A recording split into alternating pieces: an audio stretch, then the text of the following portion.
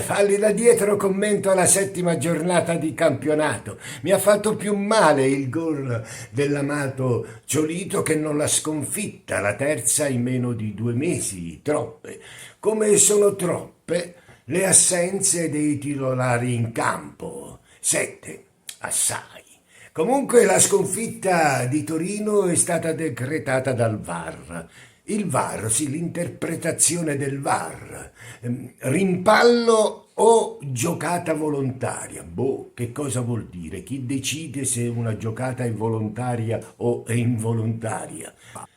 Il figlio di Abodi, il ministro dello sport, aveva un pezzotto, quindi il sillogismo è elementare. Abodi uccide il calcio. Leggete, leggete, leggete.